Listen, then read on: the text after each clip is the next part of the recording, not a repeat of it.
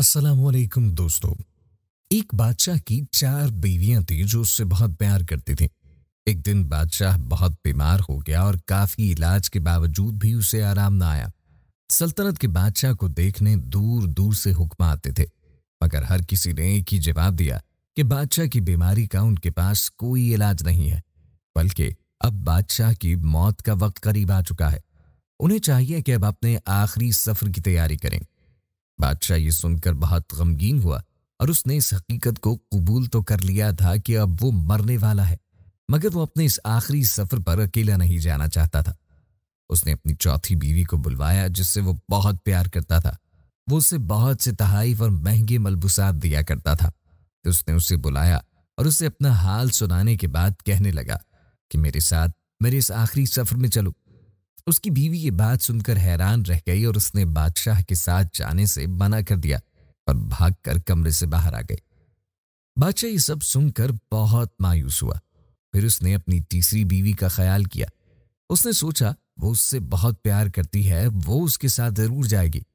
बादशाह ने उसे बुलाया और उससे भी वही दरखास्त की। बादशाह की तीसरी बीवी ये सुनकर हैरान रह गई। उसने बादशाह का इस सफर में साथ देने से इनकार कर दिया और कहा कि वो उसके मरने के बाद दूसरी शादी कर लेगी। इसके बाद बादशाह को अपनी दूसरी बीवी का ख्याल आया।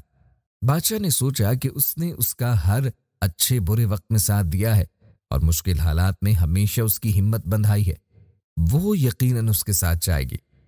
बादशाह ने उसको भी बुलाकर वही सवाल दोहराया तो उसने भी बादशाह के साथ जाने से इनकार कर दिया और कहने लगी कि वो उसके जाने के बाद उसे अच्छी तरह रुखसत करेगी और हमेशा उसे अच्छे लफ्जों में याद रखेगी। बादशाह अब बिल्कुल नाउम्मीद हो गया था कि उसे कमरे के दरवाजे की तरफ से आवाज आई, आप फिक्र न करें, मैं आपके इस आखिरी सफर में आपका साथ दूंगी। ये बादशाह की पहली बीवी थी जिसे बादशाह ने जिंदगी में कभी मोहब्बत और तवज्जो न दी थी। ये बात सुनकर उसकी आंखों से आंसू बहने लगे और कहने लगा, ऐ काश मैंने तुम्हें ज्यादा तवज्जो दी होती और तुम्हारी कद्र की होती।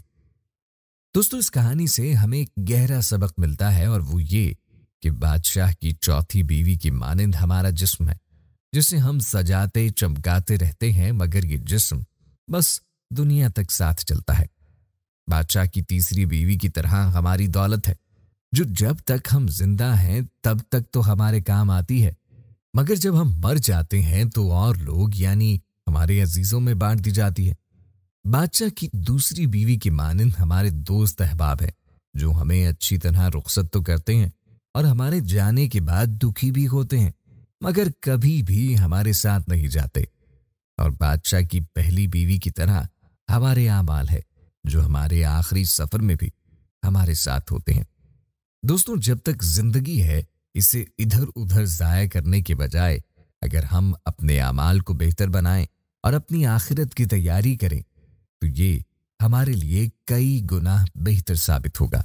दोस्तों, मजीद अच्छी और नसीहत आमोज वीडियोस देखने के लिए हमारे चैनल को सब्सक्राइब कीजिए और बेल आइकॉन या घंटी के निशान पर क्लिक कीजिए।